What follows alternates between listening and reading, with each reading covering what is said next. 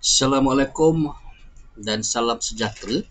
Kita sambung balik kelas kita pada hari Selasa hari tu. Cikgu tak ingat dah. Selasa hari tu kita dah belajar tentang pengenalan tentang tamadun Islam.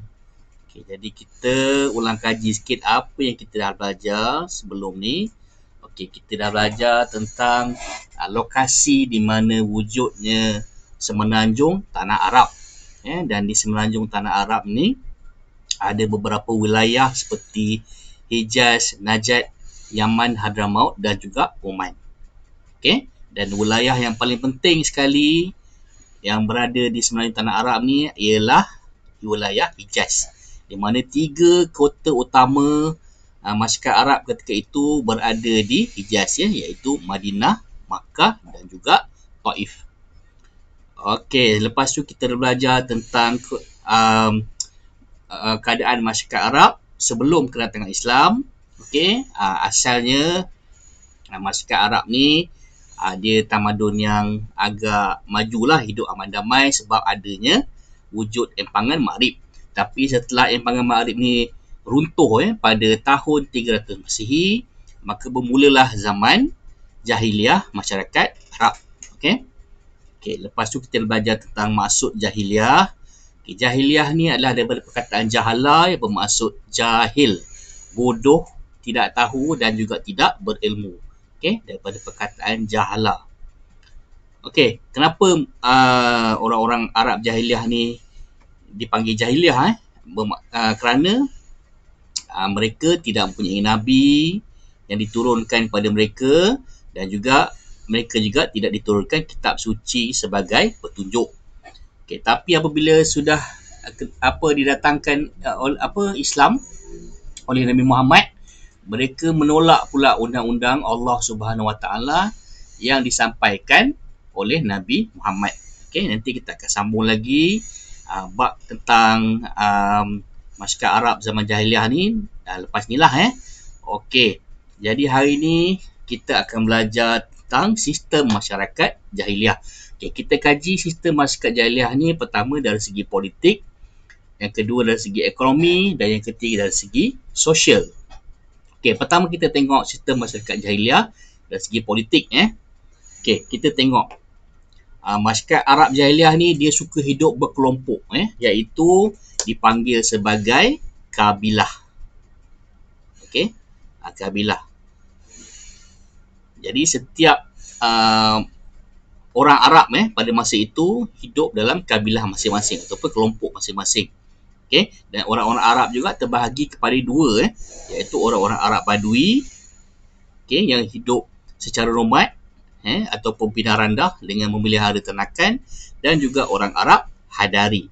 Orang-orang Arab Hadari ni duduk di kawasan bandar dan selalunya mempunyai perniagaan, dan juga memiliki ternakan. Okey, dan setiap kabilah yang cikgu cakap tadi, orang-orang Arab ni duduk dalam kabilah masing-masing, dan setiap kabilah itu mempunyai seorang ketua yang kenali sebagai seorang syekh. Syekh ni selalunya dilantik daripada orang yang matang, orang ada yang dihormati, mempunyai sifat-sifat kepimpinan dan sebagainya lah. Jadi dia dipilih sebagai syekh, dan syekh ini mengetuai sesebuah kabilah. Okey, dan juga masyarakat Arab ini dia mengamalkan semangat asabiah. Okey, apa dia semangat asabiah? Semangat asabiah ni adalah satu semangat di mana mereka ini mementingkan kaum dan puak masing-masing, dan megah dengan puak masing-masing sehingga sanggup berperang dan juga bergaduh dengan kaum lain semata-mata untuk menegakkan kaum yang ataupun kabilah mereka sendiri. Okay, jadi mereka ni selalu berebut kuasa, harta dan juga pengaruh. Selalu berperang sama mereka, selalu bergaduh untuk berebut harta. Dan kita kaji pula di kota Makkah, kaum Quraisy. Kaum Quraisy ni adalah salah satu daripada kabilah-kabilah Arab. Mereka ni duduk dan mentadbir kota Makkah. Dan kalau kita belajar lagi dalam topik kaum Quraisy ini, okey, kita akan tahu bahawa Nabi Muhammad juga adalah berasal daripada kaum Quraisy, daripada keluarga Bani Hashim. Okey, kita teruskan dengan yang kedua, iaitu sistem masyarakat jahiliah. dari segi ekonomi. Okey, tadi kita dah cikgu dah beritahu masyarakat Arab terbagi pada dua, iaitu orang masyarakat Arab Badui dan juga masyarakat Arab apa lagi satu? Hadari. Okey, jadi kita tengok orang Badui lah. Orang Badui ni duduk di kawasan yang padang pasir lah dan mereka ni kebanyakannya menternak biri-biri, unta dan juga kambing. Okey. Dan mereka ni hidup cara nomad. Nomad ni maksudnya dia berpindah randah. Kenapa dia berpindah randah? Okey, supaya mereka dapat mencari rumput dan air untuk binatang ternakan. Kan dia kerja dia menternak haiwan.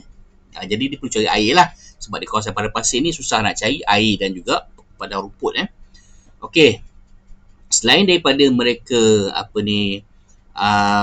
menternak binatang, mereka juga mengamalkan sistem barter di mana mereka menukarkan hasil-hasil ternakan mereka seperti susu, daging, keju dan sebagainya dan ditukarkan untuk mendapatkan barang keperluan.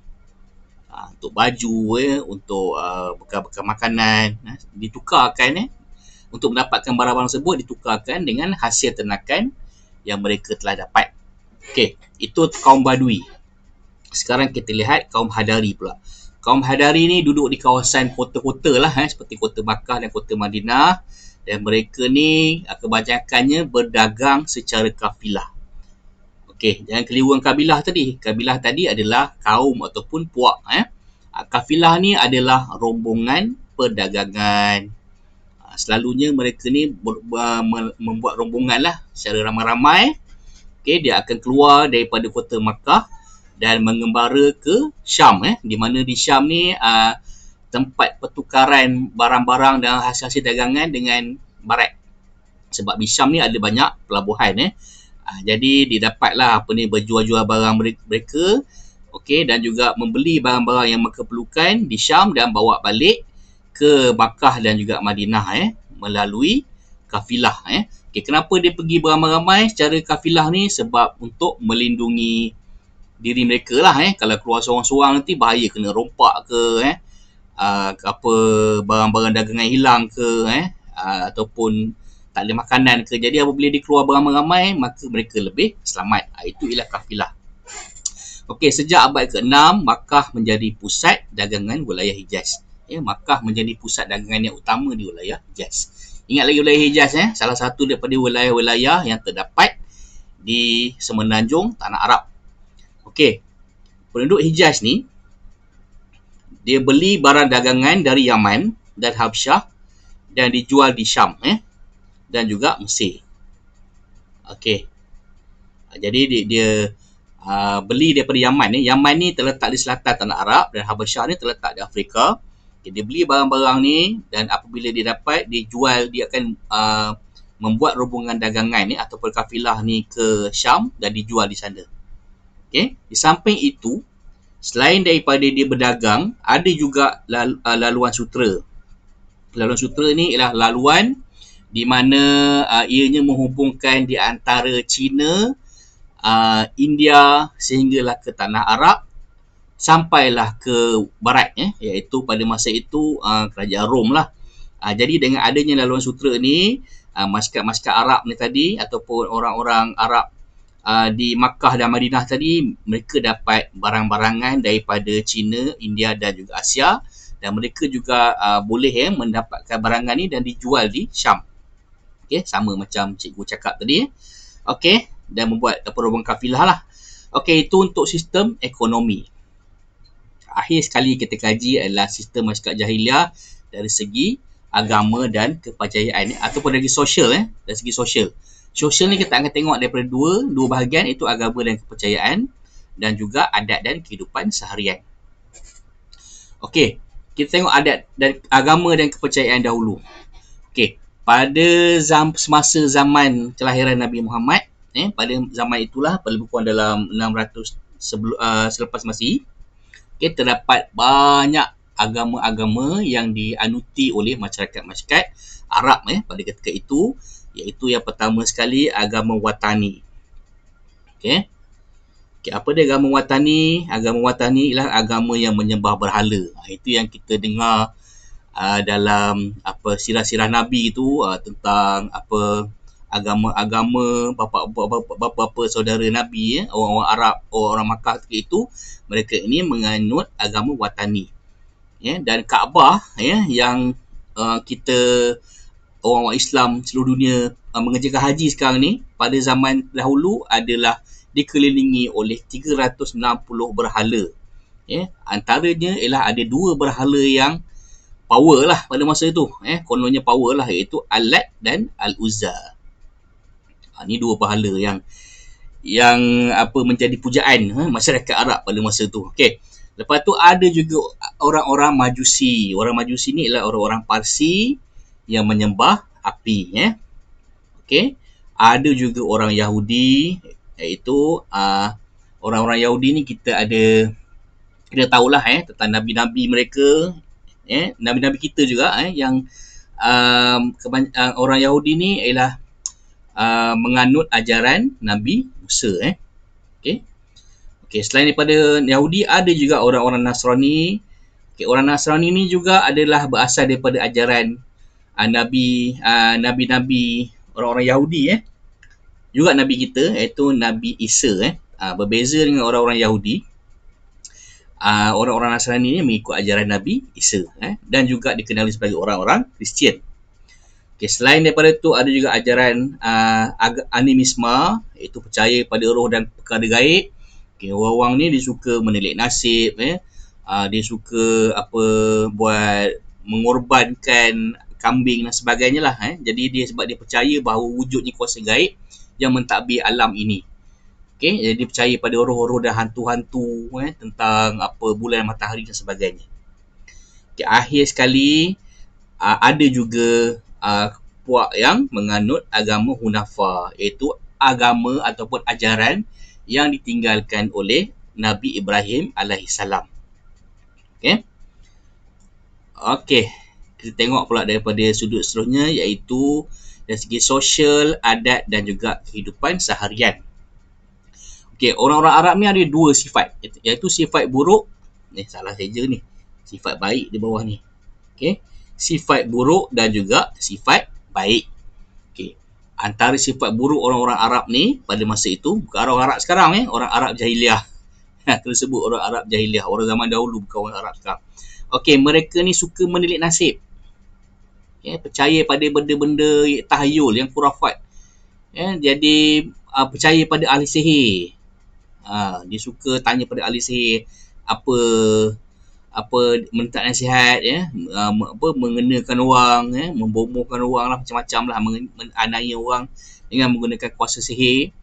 Okey, dan sampai itu juga mereka memandang rendah kaum wanita, tetapi memuliakan anak lelaki. Kalau dia lahir anak perempuan, ada mengikut ceritanya dia membunuh anak-anak perempuan, sebab dia tak suka anak perempuan, dia suka anak lelaki. Kenapa? Sebab anak-anak lelaki ini boleh bantu dia pergi berperang, pergi ternak kambing, boleh bantu dia melakukan kerja-kerja, boleh dibawa pergi berdagang sebagainya lah. Okay? Jadi mereka tak suka kaum wanita. Bagi mereka kaum wanita ini tidak layak untuk mereka lah. Tahulah kan, dia tak suka anak perempuan. Selain daripada itu, mereka juga suka berjudi, berzina, minum arak, dan juga orang-orang Arab jahiliah ni terkenal dengan sifat angkuh. Okey, selain daripada tu, ada juga golongan hamba, dan golongan hamba ini dipandang hina. Okay, dah hamba memang dipandang hina lah. Okay, berbeza semasa kedatangan Islam. Okey, jadi kita tengok sifat baik orang Arab pula. Okey, orang-orang Arab ni kita tahu ada banyak sifat buruk. Orang Arab jahiliah ada banyak sifat buruk, tapi ada juga sifat baik. Orang-orang Arab jahiliah ini dia memuliakan tetamu. Okey, jadi apabila tetamu datang ke rumah dia sanggup berkorban, memberikan yang terbaik kepada tetamu dia. Dia akan sembelih kambing-kambing atau biri-biri yang gemuk-gemuk untuk disajikan kepada tetamu dia, dan diberikan tempat tinggal.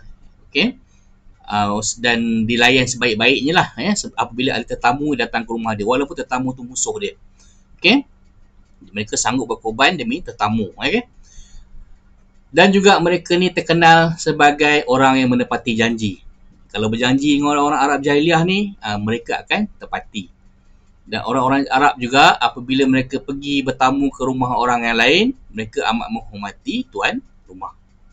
Okay, selain daripada itu, orang-orang Arab ni dia akan pasang api di tempat yang tinggi di tengah-tengah padang pasir supaya kalau ada pengembara-pengembara yang sesat di padang pasir, mereka boleh nampak api itu. Okay, jadi tahu mana nak dituju. Itu antara sifat-sifat baik orang Arab.